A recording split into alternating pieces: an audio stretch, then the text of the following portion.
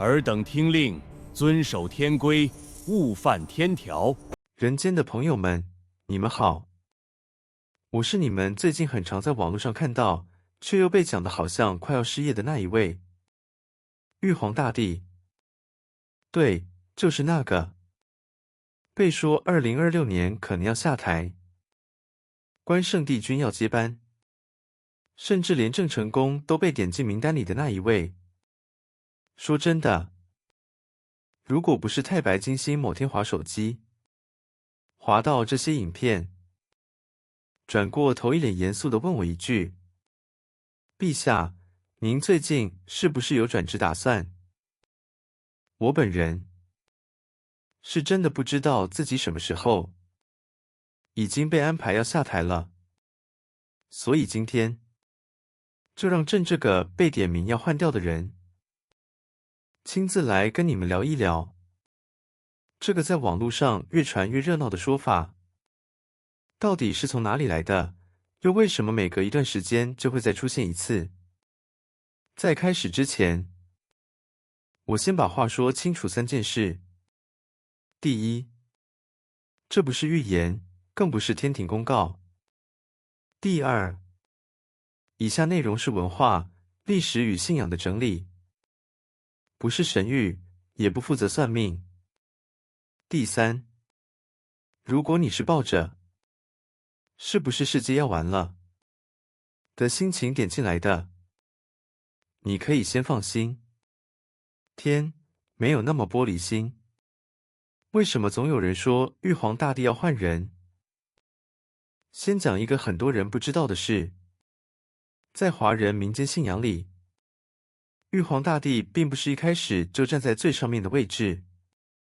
在很早期的道教与民间信仰中，天界其实是多神并立，没有一个像现代公司那样明确写着谁是董事长。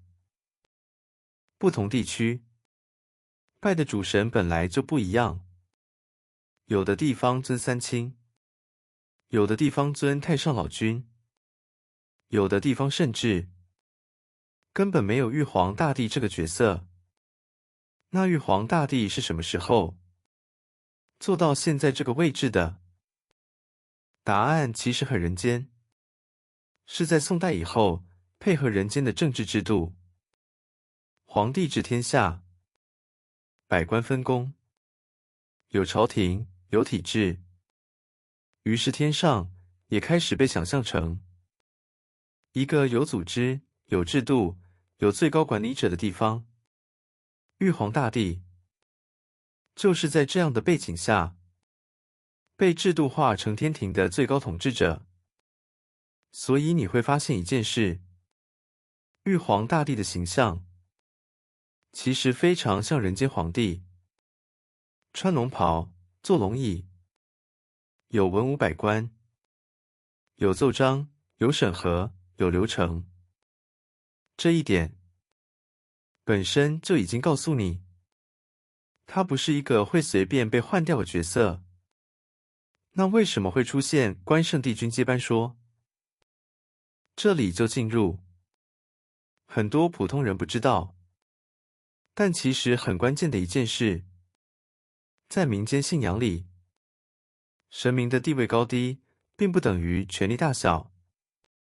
关圣帝君在人间香火极盛，忠义、武德、财运、正气，样样都管。很多人因此就会问一句：那既然关公这么红，是不是应该升官了？于是网络上就开始出现一种说法：玉皇大帝代表旧体制，关圣帝君代表新秩序。这句话听起来是不是很熟？没错，它其实是把人间的政治语言套用到神明身上。但在信仰系统里，神明不是靠人气投票升官的。关圣帝君的定位本来就不是行政统治者，而是执行正义、维持秩序的象征。简单说一句你们会懂的，玉皇大帝像制度本身，关圣帝君像制度里最强的执法人员。你会叫警察局长去取代整个政府吗？这两个角色本来就不冲突。那郑成功为什么也被点名？这一段就真的非常人间视角了。郑成功在台湾被尊为开台圣王，又带有强烈的历史、民族、土地象征。于是，每当社会动荡、世代焦虑、对未来不安的时候，人们就会开始期待一个更接地气、更像自己的人神。这时候，郑成功就会被拉出来。但我要很老实的说一句，这不是神明之间的竞争，而是人心在找一个寄托。当人对制度不信任，就会想换一个看起来比较懂人间的。这种现象在人类历史里重复了几千年。真的有天运交接这种事吗？这一题是最多人私下想问，却又不敢问的。答案是有，但不是你们想的那种。所谓的天运，在道教与传统文化里，指的是时代气数的转换。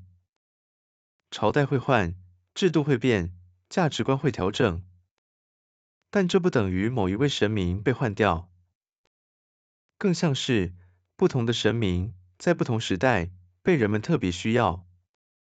当秩序混乱，人们就拜关圣帝君；当人心焦虑，人们就拜妈祖；当社会想要稳定、规范、制度，人们就会再次想起玉皇大帝。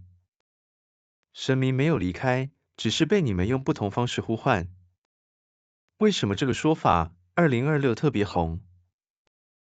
因为人间正在一个不确定感很高的时代，科技变快，工作焦虑，世界局势动荡。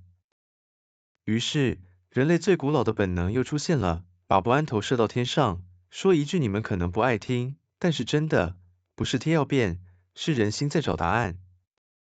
最后，玉皇大帝想说一句话，朕没有要下台，也没有要争位置。天庭不是董事会，神明不是 KPI 制，你们今天愿意听，愿意问，愿意思考这些问题，本身就已经是一件很了不起的事。好了，关于下一集，大家有什么想法吗？以下题材：一、玉皇大帝是谁？为什么他是众神之首？二、玉皇大帝和三清谁比较大？三、为什么正月初九拜天公？背后真正的故事。四、玉皇大帝真的住在天庭吗？天庭在哪？五、玉皇大帝可以管佛祖吗？道教与佛教差异解析。按赞订阅，留言留下你最想知道的是下一集，我们一起来探讨。